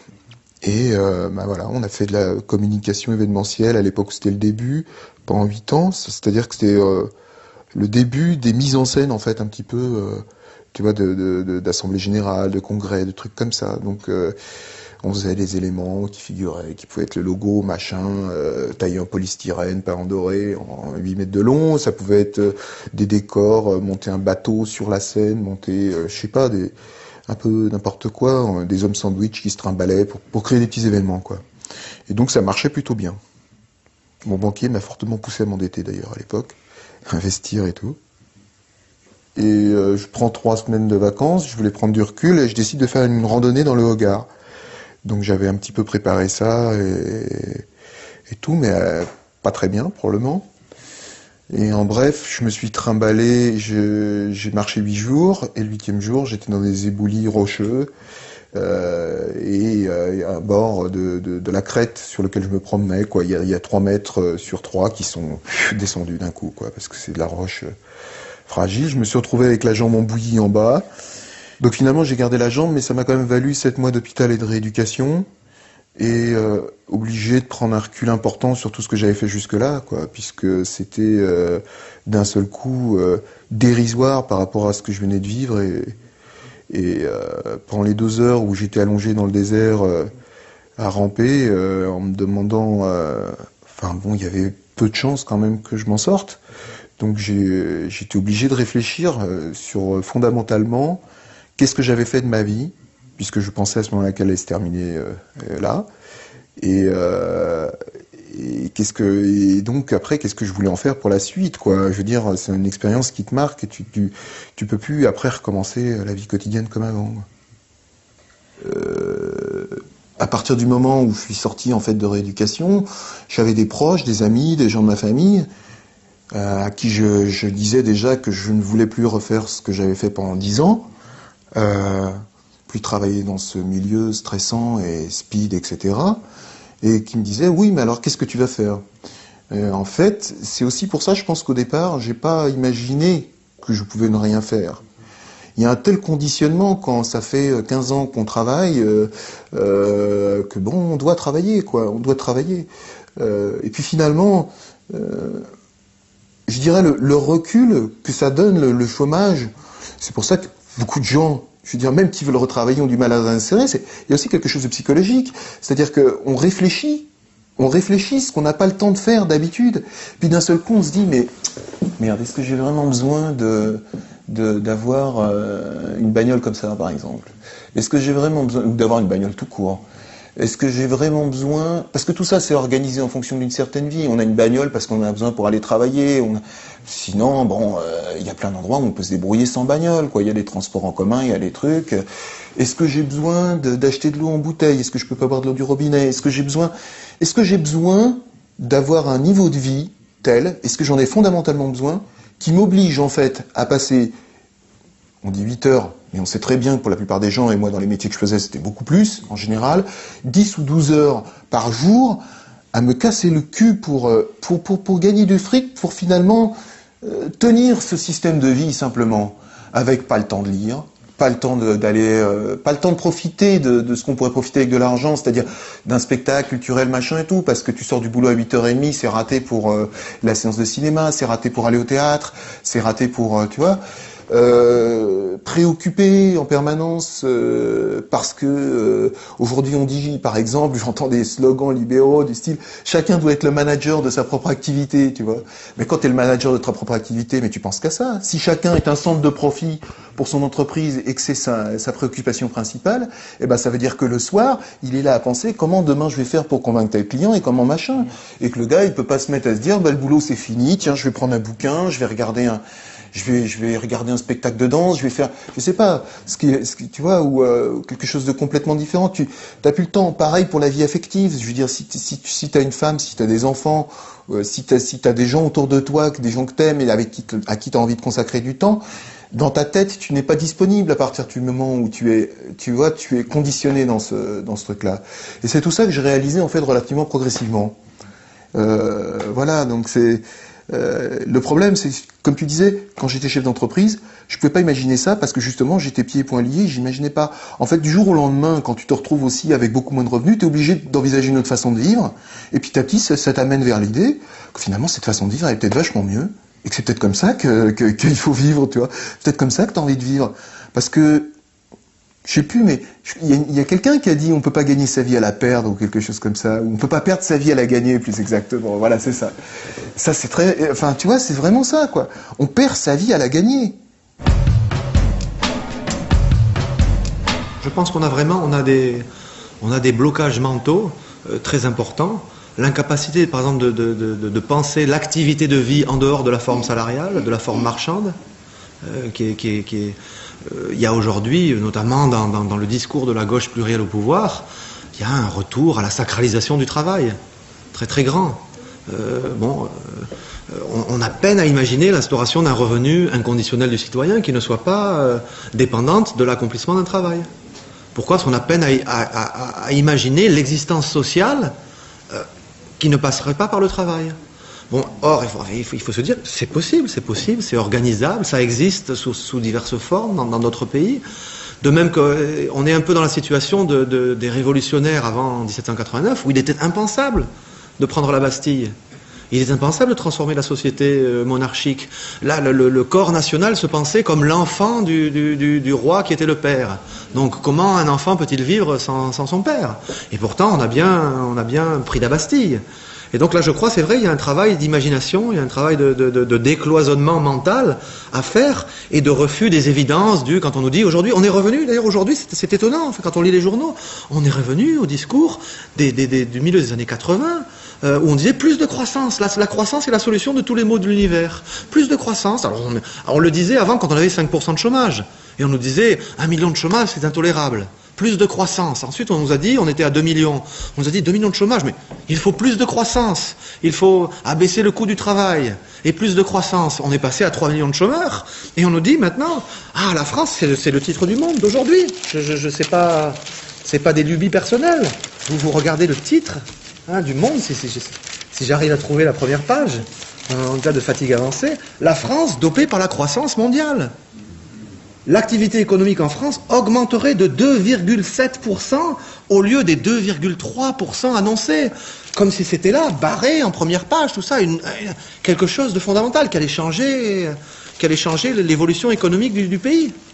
On est revenu à un discours productiviste, de sacralisation du travail, qui est nécessaire justement pour faire accepter le travail dégradé et dégradant. Comment voulez-vous que des jeunes qui ont des emplois placards et des stages bidons, ils acceptent de rentrer dedans si on ne leur dit pas que le travail c'est formidable? Il faut d'autant plus accentuer il faut d'autant plus revaloriser symboliquement et moralement le travail qu'il paie d'autant moins économiquement. Et pour sortir du chômage de masse, eh bien, on a les CES, les emplois précaires, les contrats ici, les contrats là, et on doit encore être content. Et quand vous allez à NPE, on vous apprend quoi? On vous apprend à vous vendre. Vous êtes maintenant un petit entrepreneur. Allez vendre vos capacités. Donc, c'est exactement le modèle néolibéral du marché. Vous êtes un petit entrepreneur, vous avez des capacités, vous les vendez sur le marché. Toute notion de solidarité et de responsabilité collective, de co-responsabilité individuelle et collective dans les situations sociales de cette jeunesse sont totalement passées à la trappe. Vous êtes un individu, vous allez à la NPE, vous vous présentez à un employeur, c'est un contact d'un employeur et d'un demandeur d'emploi, et vous vendez vos capacités. D'ailleurs, aux États-Unis, les directeurs, les responsables des directions relations humaines, c'est d'ailleurs joli, relations humaines, des grandes entreprises vous le disent ouvertement. Aujourd'hui, il n'y a pas de salariés. Il y a des entrepreneurs ou il y a des travailleurs contingents. Chaque travailleur doit se considérer comme venant au travail le matin, il vend à l'entreprise ses capacités et ses connaissances, et puis le lendemain matin, peut-être qu'on ne rachètera pas ses connaissances et ses capacités. Il est un petit entrepreneur qui vend au jour le jour sa force de travail. Mais ça, c'est absolument formidable pour les entreprises. C'est absolument formidable, parce que là, les politiques d'ajustement structurel, elles se font immédiatement. Et par le biais de la NPE, c'est un peu la même mentalité, la même conception du travail qu'on encourage. Allez vous vendre, allez vendre votre force de travail, s'il faut alors au mois, à la semaine, ou en CDD, ou on y viendra peut-être, au jour le jour. Quand on nous chante, bon, personne ne nie que la situation de l'emploi s'est améliorée dans les 2-3 dernières années, qu'il y a un petit mieux, on a baissé d'1% ou 1,5% de chômage, mais on a baissé en faisant quoi? Quand on regarde d'un peu plus près les statistiques de l'emploi, on observe que les catégories d'emplois qui ont augmenté le plus sont les emplois partiels, les emplois précaires et les CDD. Donc on a fait passer un petit volant de chômeur du statut de non-travailleur au statut de travailleur précaire. Alors on peut dire d'un côté c'est un mieux, mais en fait, si c'est ça la solution du chômage de masse, c'est en fait la voie américaine de la généralisation du salariat précaire et de la normalisation de la précarité. C'est la création d'une société d'insécurité sociale qui est marquée par des inégalités sociales gigantesques, qui est marquée par la normalisation de l'insécurité, qui est même présentée aujourd'hui aux États-Unis comme un principe positif d'organisation sociale. L'insécurité, ça n'est pas mal. L'insécurité, c'est bien. Ça vous fait vous tenir sur vos pieds, ça vous fait être toujours vigilant, vous êtes toujours prêt à travailler, vous êtes motivé. Le modèle qui est donné, d'ailleurs, c'est intéressant, ça vient du sport. C'est le modèle du sport où les entraîneurs, une équipe n'a pas de résultat, eh bien, si son équipe perd ce dimanche, il sera licencié le soir, tout le monde le sait.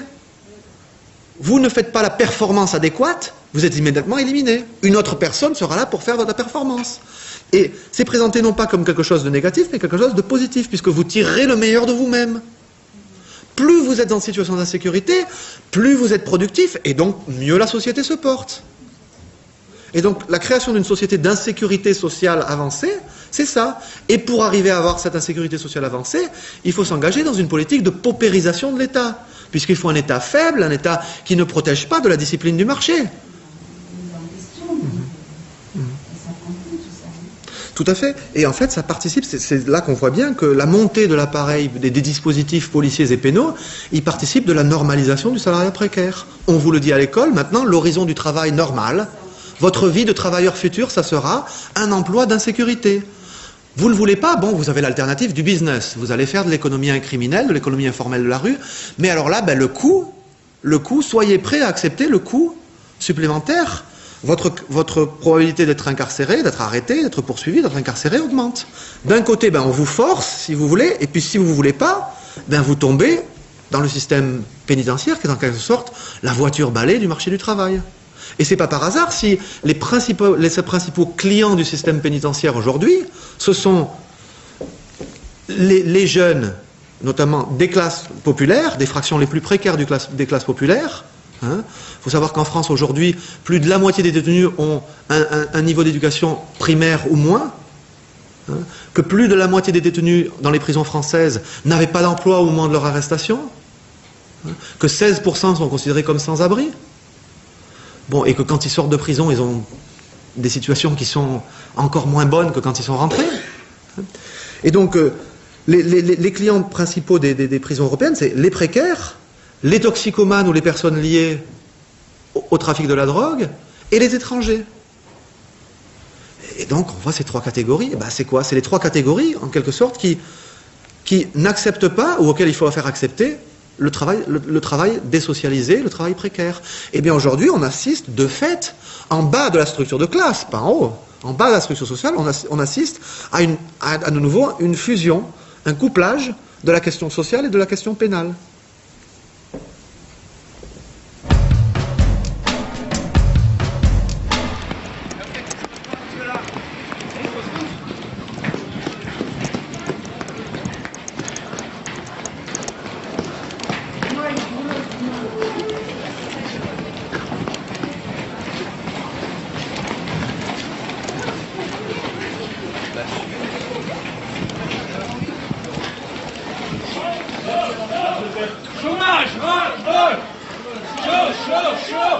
Chômage, ras-le-bol!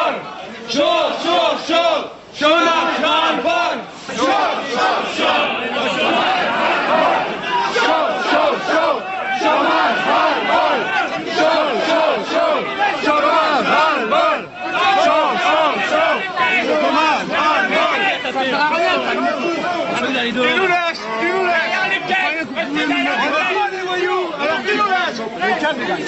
Calme.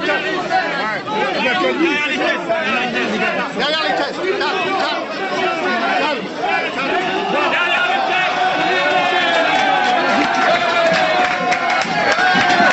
Jospin, tu nous fais pas peur. Nous savons que nous avons raison. Et la justice, c'est plus que la légalité. Nous n'avons rien à perdre. Nous allons gagner. Vive la lutte des chômeurs! Il est clair qu'il ne s'agit pour nous en aucun cas de partir avec les différents caddies comme ça. Nous voulons discuter avec la direction du magasin pour que lui-même accepte que les chômeurs sortent avec un certain nombre de choses. Mais ce sera une décision de la direction des établissements Leclerc et en rien une récupération par les chômeurs ici présents. Donc nous sommes en train de négocier, de discuter avec la direction des établissements Leclerc. Vous avez choisi le supermarché par hasard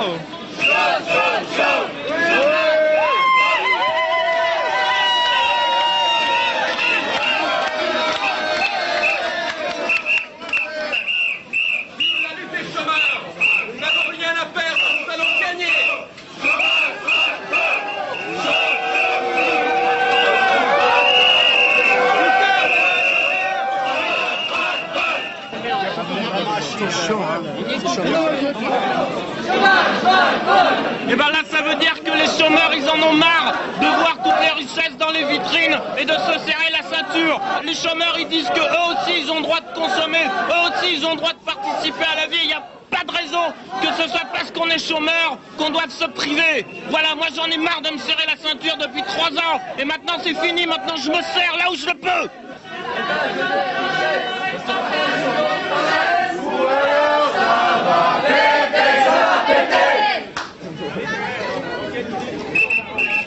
Bon, alors, qu'est-ce qu'il faut faire là? Il faut vous dire qu'on a organisé une réquisition de richesses, compte tenu du fait que les minima sociaux ne permettent pas aux chômeurs de faire des courses comme tout le monde dans la 4e puissance économique mondiale, que donc par conséquent les gens ils en ont assez de manger des pâtes, du riz et des patates et de s'en tenir à ça. Ils veulent faire des courses comme tout le monde et manger les mêmes produits que les autres.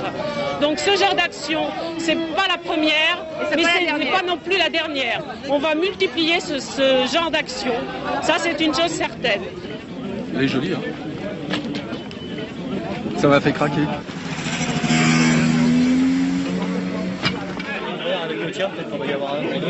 Merci Leclerc, merci Leclerc, merci Myrtille Leclerc, c'est un plaisir de manger à ta place. On est content comme des fous. Ne t'inquiète pas, tous ensemble.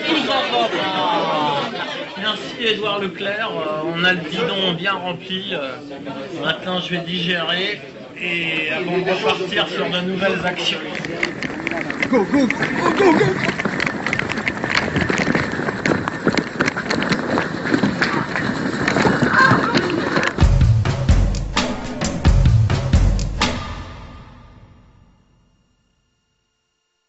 Donc ça c'est depuis donc 97 et depuis bon mais ça me prend un moment, je me dis en général en septembre-octobre je me dis bon allez j'y vais, je vais aller un peu, je vais voir ce qu'il y a et tout, j'y vais toujours pareil.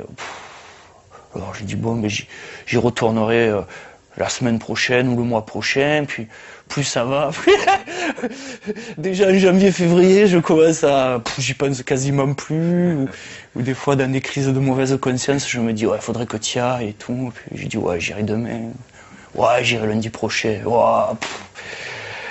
Donc voilà, ça, je laisse pisser. Les Bouches-du-Rhône, c'est le département de France où il y a le plus de RMistes, tu vois. Le taux de chômage, il y a 2-3 ans, il était de 19% à Marseille, alors qu'il était de 11% au niveau national. Donc il y a une masse énorme de chômeurs, de RMistes, de tout ça. Donc les contrôles, ils peuvent être que formels, parce que les gens, ils savent très bien, tu vois, ceux qui travaillent à la direction du travail, à la NPE, à la CEDIC, ils savent très bien que le travail, il n'y en a pas plus que, tu vois. Si toi tu trouves un travail, c'est celui d'après toi, tu vois, qui n'en aura pas, tu vois. Donc moi je suis assez altruiste, je dis bon, mais moi je le laisse à celui qui suit, allez, moi ça va pour l'instant, c'est pas trop dur, je tiens le coup. Qu'on me traite de feignasse ou de gland, là, ok, là, tu vois, je préfère qu'au terme parasite, quoi, mais justement, c'est le terme qui est plutôt utilisé par les gens, pas les gens, mais insidieusement par les institutions comme la CEDIC, la NPE, ils te le disent pas, mais c'est à ça qu'ils veulent t'amener, à ce que tu ressentes, tu vois. Et les médias, certains médias, tu vois, bon, dont certains qui le disent franco, ouais. Alors, c'est quoi pour moi, il est où le parasitisme, tu vois? Il y a certains boulots, c'est du parasitisme, tu vois. Bon, je vais pas rentrer dans les grandes diatribes sur les militaires, tu vois, par exemple, qui, pour moi, c'est des parasites, tu vois. Et bon, il y a des... Ouais, ben, peut-être je suis parasite, mais... qui coûte plus cher, quoi. Beaucoup plus cher, ouais. Ah ouais, c'est clair. Mais bon, c'est un exemple, mais... Dans plein de boulots qui existent à l'heure actuelle, pour moi, c'est du parasitisme. Pour moi, la pub, c'est du parasitisme, tu vois. On n'a pas besoin de pub pour s'acheter un truc de yaourt, tu vois. Pourquoi il y a besoin de... Tu vois, t'as faim... Voilà, tu aimes les yaourts, tu vas acheter des yaourts, tu vois, voilà. Pourquoi il y a besoin de pub, tu vois? Pour moi, les gens qui travaillent dans ce secteur-là, c'est des parasites, quoi. Ouais. Plus que moi, ou autant que moi. Disons autant que moi. Par contre, je pense que t'es moins dangereux que... Ouais, moins dangereux et moins bien payé, quoi.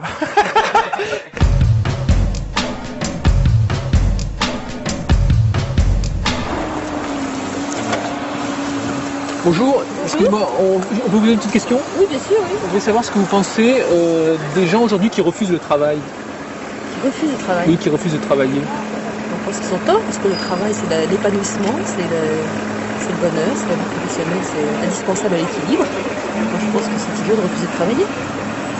Voilà. Merci. Au revoir.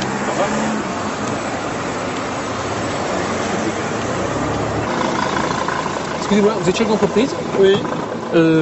On fait un documentaire sur les gens qui refusent le travail aujourd'hui. Qu'est-ce que vous pensez, vous, de cela? Les gens qui refusent le travail sont inconscients. Ils sont inconscients? Oui. Donc vous pensez que c'est pas bien? Qui refusent le travail? Oui. Oui, je pense qu'ils sont inconscients quelque part. Parce que la situation va se durcir de plus en plus et qu'ils auront de plus en plus de problèmes. D'accord. C'est ce que je pense. Ces gens qui refusent le travail, de qui parlez-vous? Par exemple, de ces jeunes, il y en a pas mal dans la nouvelle génération qui ne veulent pas travailler, pour une raison ou pour une autre. J'en connais pas beaucoup autour de moi et je pense pas que ça soit... c'est peut-être plus un problème d'éducation qu'un problème de volonté de pas travailler vraiment. Mais vous ne trouvez pas légitime qu'on puisse hésiter à aller occuper des emplois précaires, notamment? Non, je pense que c'est un type de formation, c'est une expérience. Je crois que de plus en plus, il faut qu'on s'adapte à avoir un peu de flexibilité. Il faut travailler Si on veut, je pense qu'on aura des carrières différentes dans des environnements différents. Moi-même, je suis aujourd'hui DRH et j'ai été dans les services, enfin j'ai fait différentes carrières dans différentes entreprises et je crois que ça sera encore plus vrai dans quelques temps. Au revoir.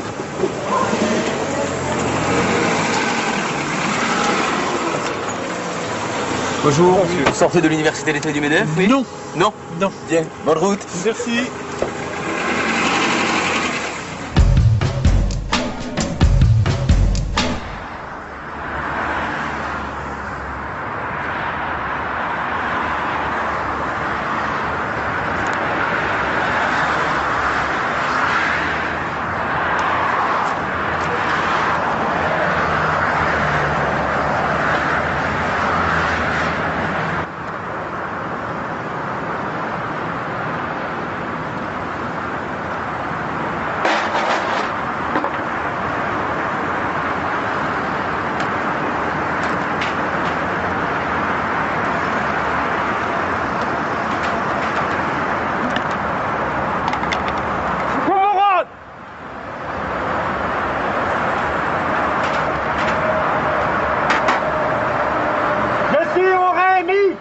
J'ai le droit de parler! J'ai le droit de m'exprimer! Camarades! Je suis au RMI! Nous ne voulons plus travailler! Nous voulons de l'argent! Sans travailler! C'est un droit! Nous ne voulons pas être insérés! Sortez! Camarades! Sortez de vos tours! Arrêtez! Avec vos voitures! Nous voulons le RMI! Nous ne voulons plus travailler! Camarades! Sortez! Nous voulons de l'argent sans travailler! Je propose que la maison des ensembles cesse de demander du travail! Nous ne voulons plus du travail! Nous voulons de l'argent! On est conforme à peu près, les grands articles qu'on a vus, il y a à peu près 60% de gens qui rejettent les politiques, les syndicaux, Mais pour demander du travail. On se retrouve sur une plateforme pour demander du travail. Qui concerne les chômeurs, les précaires. Certains pour demander du travail. Mais pourquoi vous demandez du travail? Il n'y en a pas. Hein? Vous n'avez pas demandé du travail? Il n'y en a pas. Justement, c'est à eux de nous donner les sous. Mais pourquoi vous ne demandez pas de l'argent? Ça va plus vite. Hein? Pourquoi vous ne demandez pas de l'argent directement? Et apparemment, je sais pas, vous sortez d'où, de l'argent ou quoi? Non. On ne demande pas d'argent, le milliard qui l'a obtenu. Bah, il faut donner de l'argent. S'il y a de l'argent, il faut demander du travail. Non, mais le milliard qu'il y a eu sur les fonds du Logement social, qui c'est qui l'a obtenu? Bah, les chômeurs. Bon, bah alors justement, mais vous n'avez pas demandé plus de... Un milliard par personne? Ah, non, mais vous n'avez pas demandé un milliard par personne. Trouvez-moi dans l'histoire un mouvement qui en 3 mois obtient 1 milliard. À bientôt. Bon, salut. Adieu. À demain.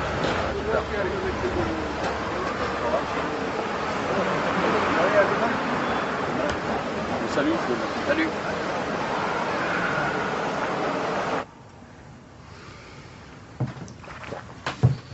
Oui, mais enfin tout ça, c'est pas, sans être désagréable. Non, je pense que c'est pas normal, quoi. Parce que les associations qui s'occupent de chômeurs, tu t'as dit tout à l'heure, enfin bon, chacun a les amis qu'il peut trouver, mais moi je les ai vus dans les manifs, il n'y a jamais écrit revenu minimum garanti, quoi. Ils disent on veut du travail, que ce soit AC, la PUS, la CGT. Je vois pas pourquoi on va encore avec des connards. Pourquoi tu perds ton temps avec des connards qui parce que c'est vrai qu'ils te laissent aller aux réunions. Ils te laissent aller aux réunions, mais pourquoi faire? T'es encore un guignol, enfin comme moi. On est des guignols, ils nous donnent un petit peu la parole, mais la direction d'AC, c'est on veut du travail. À Guiton, il a dit, la maire Laguillet l'a dit, la maire Aubry l'a dit, ils l'ont tous dit. Jospin l'a dit, je veux pas une culture d'assister. Bah, c'est clair, ils veulent nous faire travailler, ils veulent nous obliger à nous culpabiliser sans cesse. Donc on est des petits alibis. Pourquoi tu veux encore y avec AC et des associations?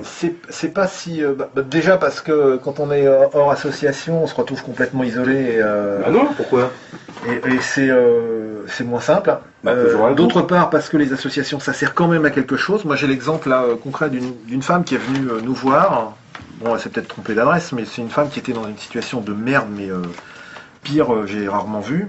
Et elle s'est adressée à nous parce qu'elle a été poursuivie par les ACDIC pour un arriéré. Ouais, mais c'est la même chose. Je m'en fous qu'elle soit poursuivie par les ACDIC. On va pas régler les gens au cas par cas. On va pas faire un système social. On n'est pas payé, comme tu disais justement. S'il y a des problèmes avec les ACDIC, on va pas nous aller négocier pour machin avec Monsieur ACDIC. Eh ben pourtant c'est ce qu'on a fait avec.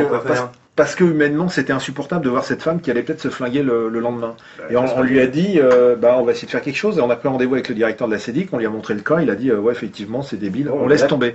Et cette femme-là s'est retrouvée allégée d'un procès sur le dos et d'une poursuite devant les tribunaux par les ACDIC. Maintenant on va négocier des gens au cas par cas, et puis Monsieur ACDIC, s'il vous plaît, voulez-vous régler le problème de Madame Machin, donc sûr. On négocie le cas par cas, c'est tout qu'il faut péter. Pourquoi on a occupé les antennes ACDIC? Pourquoi on n'a pas occupé les émetteurs de TDF? Là c'était clair, il n'y avait plus de télé. Là c'était clair. Mais il faut d'abord que les gens arrêtent de consommer pour pouvoir arrêter de travailler. Parce que tant qu'ils renonceront pas à consommer, ils peuvent pas renoncer à travailler. Tu vois, parce qu'ils se disent, merde, j'ai besoin de ça, donc il faut que je travaille. Moi, il y a plein de gens avec qui j'ai eu des discussions, qui me disaient, mais moi, j'aimerais bien faire comme toi, mais il faut bien travailler. Il faut bien travailler, comment tu fais? Alors, je leur disais, j'ai 3000 balles par mois. Mais comment tu fais? Puis après, quand on discutait du truc, alors eux, ils avaient été passer leurs vacances au Maroc, moi j'avais été chez mon frère à Angers, tu vois. Bon, voilà, au bout d'un moment, tu trouves comment il fait le gars. Puis c'est là où le gars, en face de toi, il doit faire son choix. Et bon, moi, tu vois, je force personne, mais je veux dire, c'est les gens qui sont responsables de leur vie. Il doit faire son choix. Il doit faire son choix et se dire, est-ce qu'il vaut mieux que j'arrête et que je sois obligé de vivre comme lui? Ou est-ce que je préfère continuer à aller prendre des vacances au Maroc et avoir ma bagnole et machin et tout? Et puis, travailler toute l'année. Voilà, et puis continuer 8 heures par jour, aller pointer au bureau, à l'usine, à l'entrepôt, n'importe où. On n'a plus le même rapport avec les gens, puisqu'il y a tout un tas de conversations qui du jour au lendemain ne t'intéressent plus. Moi, retrouver des amis qui le soir racontent leur journée de boulot, pas parce que c'est pas que c'est pas intéressant qu'ils racontent leur journée de travail, mais ils la racontent parce que le problème c'est qu'ils ont besoin de l'évacuer. C'est ça le pire, quoi. C'est-à-dire que bon, on peut même pas discuter parce qu'en fait c'est pas une discussion, quoi. C'est-à-dire que le type il vomit tout ce machin qu'il a engrangé toute la journée dans sa tête et qu'il faut à tout prix qu'il se débarrasse s'il veut arriver à dormir, quoi. Ou alors il a intérêt à boire ou prendre des cachetons, quoi. Je pense pas qu'à la base on soit seulement là que pour fournir de la main-d'œuvre à un système qui est uniquement productif. Voilà, quoi. Et nous, forcément, consommateurs, à l'autre bout de la chaîne, quoi. Enfin, il y a quand même d'autres choses à regarder dans la vie, d'autres choses à profiter. Après, bon, c'est sûr que c'est pas facile tous les jours, hein. Il y a quand même des fins de mois difficiles, des choses comme ça. Mais on sait pourquoi on le fait. Avoir une fin de mois difficile quand on bosse et qu'en plus c'est un boulot de merde qui ne te plaît pas, c'est plus difficile à assumer, je pense. En ce qui me concerne, je prends ça avec le sourire, parce que j'ai d'autres instants de bonheur, quoi. Alors on va me dire, ouais, mais tu te rends compte, t'as pas beaucoup d'argent, c'est cela, ouais, mais il n'y a pas que l'argent de toute façon qui compte, parce que de toute façon, il faut se dire que les gens qui bossent, tu t'aperçois dans les entreprises, aussi bien chez Moulinex, chez Renault, qu'ils ont viré et tout ça, une fois qu'ils ont bien mis l'argent de côté dans les bourses et tout, qu'ils ont fait leur... on va, en fin de compte, allez hop, on va tout déstabiliser, on va aller envoyer tout ça dans des pays, tu vois, où on les paye moins cher, dans les pays en voie de développement. Et puis les gens qui ont travaillé pendant 30 ans, tu vois, pour des patrons qui se sont cassés le cul, tu vois, parce qu'en plus il a fallu qu'ils la ferment, hein, parce que attention, faut être sage, hein, si tu veux de l'argent et tout ça, pour le peu qu'on te donne. Hein, tu te donnes le SMIC, au bout de 30 ans de carrière, tu dois avoir 8000 balles ou 10 000 balles, et puis t'as fermé ta gueule. Et puis en plus de ça, tu vois, il faudrait presque que tu leur dises merci au patron. Bah non, moi j'ai pas envie de leur dire merci. Par contre, je dis merci à celui qui m'a viré, parce que maintenant je suis heureuse, quoi. Si ton seul univers social c'est le travail, c'est le seul endroit où tu as des potes, c'est le seul endroit où tu existes en dehors de ta maison, forcément il va y avoir des petites pépites de bonheur. Mais moi c'est pas une pépite que je veux, quoi. C'est la montagne entière, c'est le rocher de bonheur, quoi. Et j'ai pas envie d'aller chercher la pépite dans 3 tonnes de merde, quoi.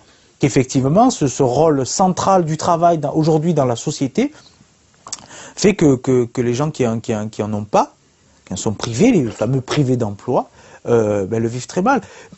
dans les histoires de plans sociaux, quand on voit les salariés de l'U à Calais ou à Ris-Orangis ou les Moulinex ou autres, on nous voit ces reportages à la télé où les gens te disent, une fois licenciés, je n'existe plus. Exister, c'est-à-dire que le patronat a réussi quelque chose de relativement formidable.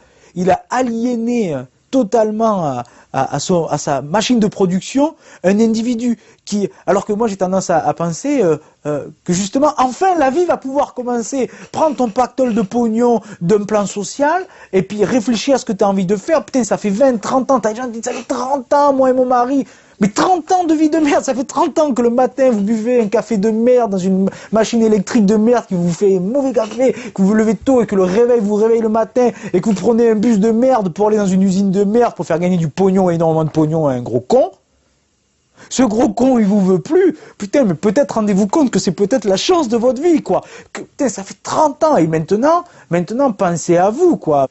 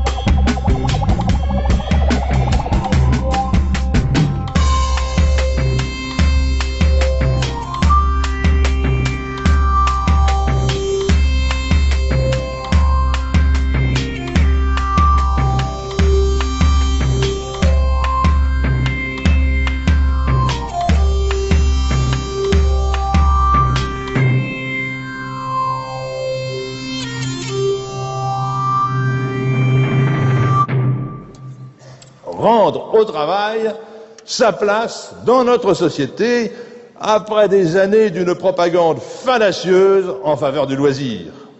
Vous avez, Monsieur le Premier ministre, sifflé ces derniers mois la fin de la récréation, mais vous n'avez pas encore convaincu la France qu'elle devait se remettre au travail. Place à la liberté pour travailler plus et gagner plus dans notre pays pour le bénéfice de tous.